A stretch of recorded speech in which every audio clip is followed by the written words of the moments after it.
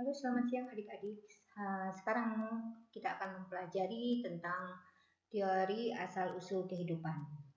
Nah, materi ini masuk dalam materi bab evolusi ya di kelas 12. Oke, jadi ini hanya sebagian dari materi bab evolusi. Nah, teori asal-usul kehidupan itu ada 3, yaitu abiogenesis, kemudian biogenesis, dan yang terakhir adalah abiogenesis modern atau evolusi kimia. Nah, slide berikutnya saya akan menjelaskan tentang semua teori-teori tersebut. Ikutin terus ya. Teori asal-usul kehidupan yang pertama yang akan saya jelaskan yaitu adalah abiogenesis. Nah, abiogenesis ini berasal dari 3 kata yaitu a, bio, dan genesis. A itu berarti tidak atau bukan. Bio artinya makhluk hidup. Sedangkan genesis artinya asal mula atau penciptaan atau kejadian, ya. Nah, sehingga abiogenesis artinya asal mula makhluk hidup bukan berasal dari makhluk hidup, atau asal mula makhluk hidup berasal dari benda mati. Nah, abiogenesis disebut juga dengan generatio spontanea. Artinya makhluk hidup terjadi begitu saja.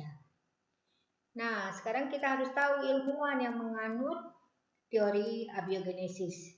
Yang sangat terkenal itu adalah Aristoteles.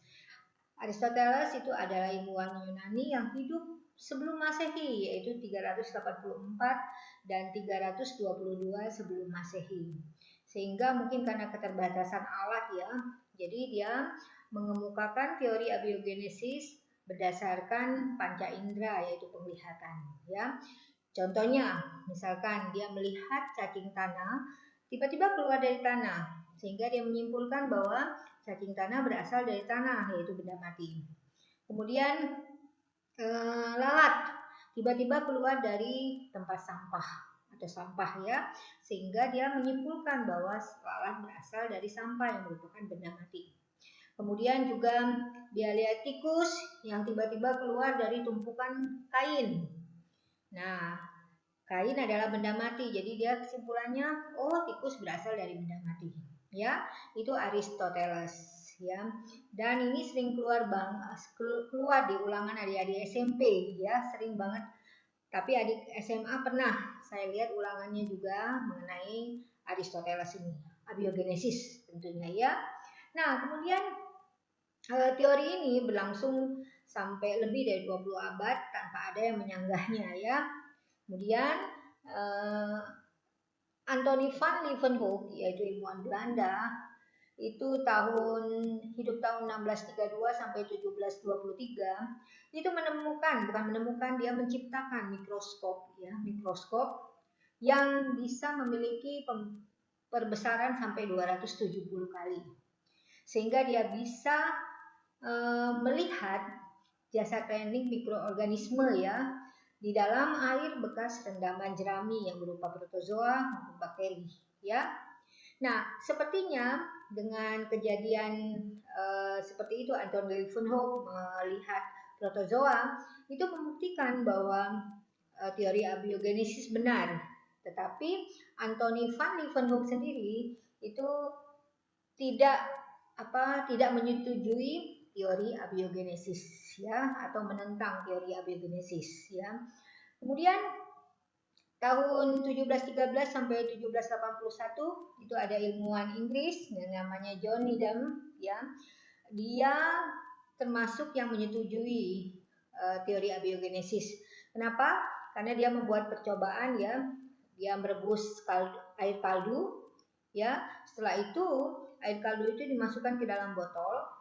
kemudian ditutup dengan gabus. Nah, setelah beberapa hari kemudian, air kaldu itu tumbuh bakteri. Jadi, John Needham berkesimpulan bahwa bakteri itu berasal dari air kaldu yang merupakan benda mati. Ya, jadi dua ilmuwan ini yang menyetujui teori abiogenesis, dan yang paling terkenal adalah Aristoteles. Teori asal-usul makhluk hidup yang kedua itu adalah teori biogenesis, ya. Jadi tidak ada kata A-nya, tapi langsung biogenesis. Ya. Nah, teori ini merupakan sanggahan terhadap teori abiogenesis yang dikemukakan oleh Aristoteles. Ya. Teori ini menyatakan bahwa makhluk hidup berasal dari makhluk hidup lainnya.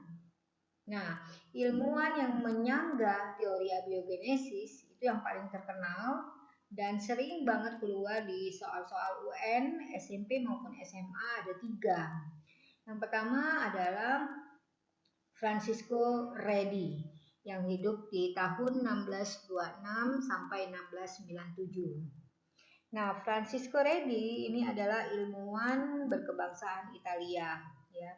Beliau itu adalah ilmuwan pertama yang menyanggah teori abiogenesis. Nah, bagaimana percobaannya? Percobaannya itu adalah dia memakai 3 stoples, ya, yang sudah diisi dengan sepotong daging mentah, ya. Kemudian stoples pertama itu ditutup dengan kain rapat. Kemudian stoples yang kedua atau yang B itu diisi juga diisi dengan sepotong daging, kemudian ditutup dengan kain kasa. Stoplesnya juga sama, diisi dengan sepotong daging, kemudian dibiarkan terbuka.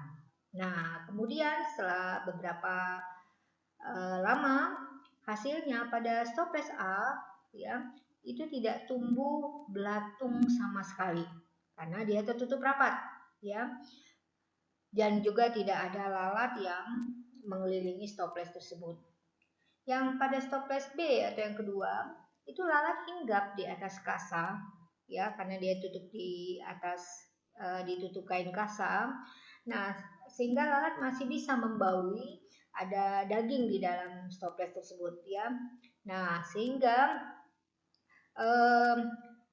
banyak belatung yang ada di atas tutupnya yang berupa kain kasa tersebut.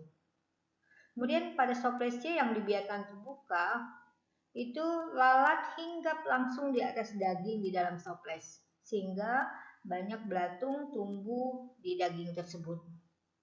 Nah, kesimpulannya, belatung itu hanya tumbuh dari daging yang sudah disinggahi lalat, sehingga makhluk hidup bukan berasal dari daging, tapi berasal dari lalat yang bertelur di atas daging. Ya, oke. Kemudian percobaan yang kedua itu adalah percobaan Lazarus Spallanzani, ya, yang hidup tahun 1729 sampai 1799.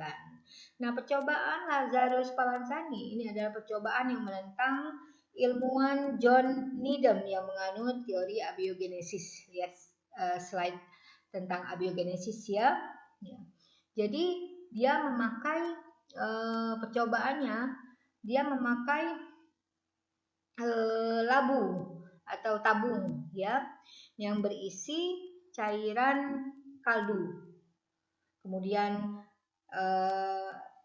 tabung itu atau labu itu dipanaskan kan, kemudian yang satu ditutup, kemudian ditutup rapat-rapat, ya, kemudian yang satu lagi dibiarkan terbuka, ya. Nah, kemudian setelah beberapa hari, pada labu yang dibiarkan terbuka, kaldunya berubah menjadi keruh, yang artinya dia mengandung kuman, ya. Pada labu yang ditutup rapat,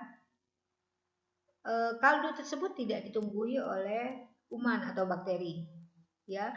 Jadi kaldu tetap tampak jernih. Itu membuktikan bahwa kesimpulannya, ya, kaldu keruh itu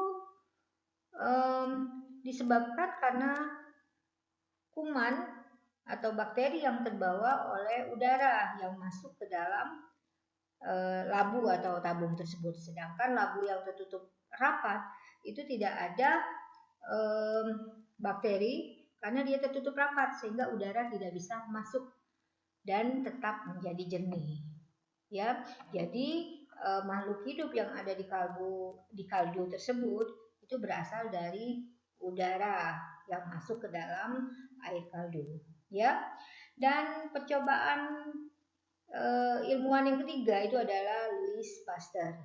Nah, Louis Pasteur ini adalah dia melakukan percobaan yang menyempurnakan percobaan dari Lazarus Spallanzani. Ya, nah bedanya Louis Pasteur itu menggunakan labu atau tabung berleher angsa. Ya, ini sering banget keluar di ulangan ya. Jadi kalian harus tahu bahwa ilmuwan yang menggunakan tabung leher angsa pada percobaannya itu adalah Louis Pasteur. Nah, labu ini sama seperti Spallanzani, dia memakai kaldu, ya.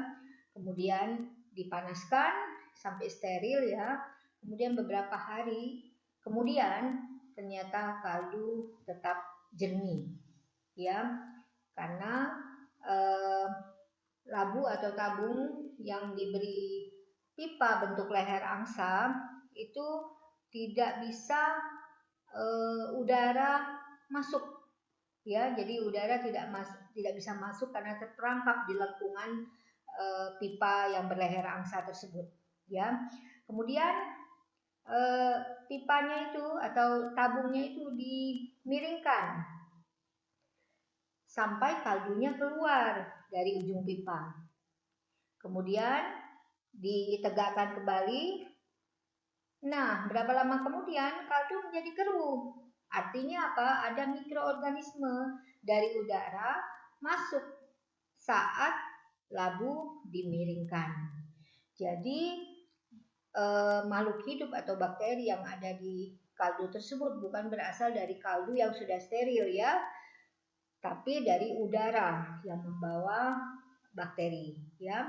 Nah, kesimpulannya, teori biogenesis itu menyatakan atau berbunyi ada 3 ya, omne vivum ex ovo, yang artinya semua makhluk berasal dari telur. Kemudian yang kedua, omne ovum ex vivo, semua telur berasal dari makhluk hidup. Dan omne vivum ex vivo, yang artinya semua makhluk hidup berasal dari makhluk hidup. Ya, cara mengapalnya juga gampang. Ingat, vivum sama dengan vivo, artinya makhluk hidup, ya. Kemudian ovum sama dengan ovo, yang artinya telur. Nah, vivum itu sama ovum itu diletakkan di depan. Jadi kalau yang pertama omne vivum ex ovo, ya. Oke, jadi gampang cara menghafalnya. Teori asal-usul makhluk hidup yang ketiga itu adalah abiogenesis modern, ya. Atau juga disebut dengan evolusi kimia. Nah, teori ini tidak masuk dalam materi adik-adik SMP ya. Jadi adik-adik SMP belajar tentang teori asal-usul makhluk hidup cuma biogenesis dan abiogenesis saja. Yang materi itu yang sering banget masuk di soal ulangan kalian. Sedangkan untuk adik-adik SMA, teori ketiga ini yang sering banget keluar di soal UN. Jadi kalian harus belajar ya.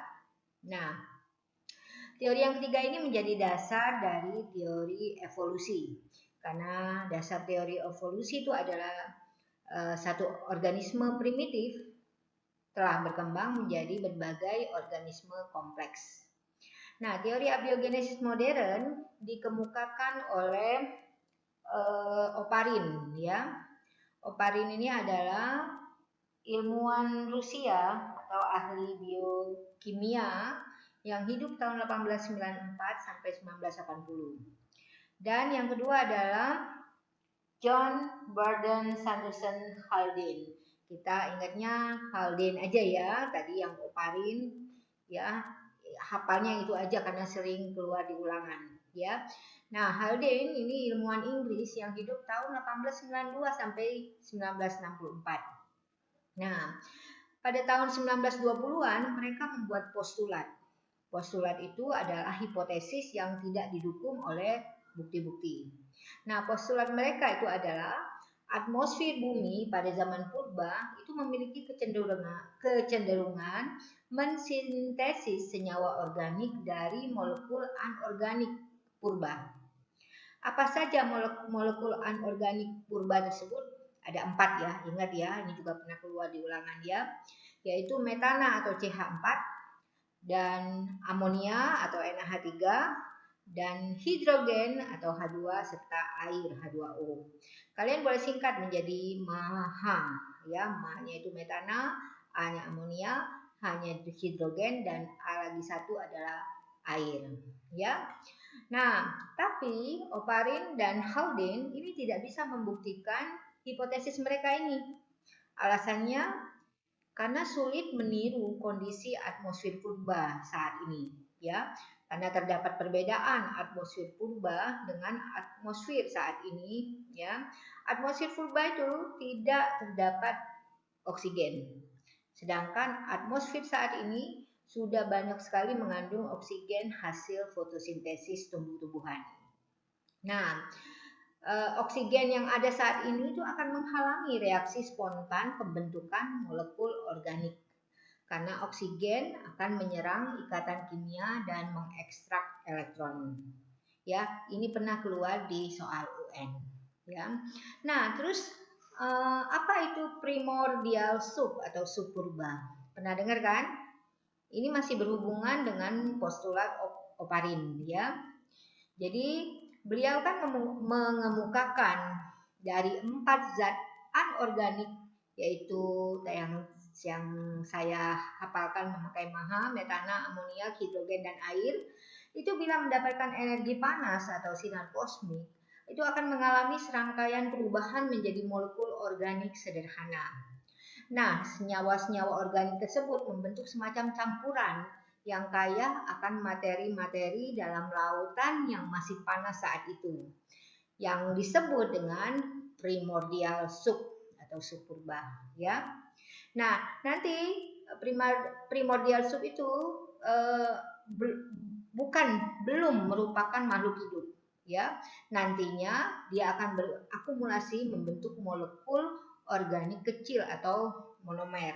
Seperti contohnya ya asam amino, nukleotida ya. Kemudian monomer tersebut akan bergabung membentuk polimer. Contohnya protein, asam nukleat ya. Kemudian polimer itu akan beragregasi sehingga membentuk molekul dalam bentuk tetesan yang disebut dengan protobion. Jadi kalian di sini ada istilah primordial soup dan protobion. Ngerti ya? Oke. Kemudian tahun 1953, tadi tahun 1920 ya Oparin dengan Haldane ya. Sekarang 53 berarti 33 tahun kemudian Stanley Miller atau kita sebut dengan Miller di bawah bimbingan dosennya yaitu Harold Urey, ya kita sebut dengan Urey saja, mencoba untuk membuktikan hipotesis Oparin dan Haldane dengan membuat perangkat percobaan seperti digambar, ya. Nah, gas-gas organik purba yaitu metana, amonia, hidrogen, dan air itu diletakkan dalam tabung steril yang diberi loncatan listrik 75.000 volt sebagai pengganti energi panas berupa kilatan halilintar yang sering terjadi di masa purba. Kemudian hasilnya atau produknya ditampung dan dianalisis. Ternyata hampir semua senyawa organik yang disebut Oparin dan Haldane itu terbentuk di tabung tersebut. Contohnya asam amino ya, itu sebagai bahan untuk membentuk protein ya. Ingat protein itu adalah komponen kehidupan. Kemudian ada gula monomer, ada asam lemak dan lain sebagainya. Oke, kemudian nanti teori evolusi kimia akan berkembang menjadi evolusi biologi nanti pada video selanjutnya ya. Oke, sampai di sini penjelasan saya mengenai teori asal-usul makhluk hidup. Semoga berguna ya. Terima kasih yang sudah menonton.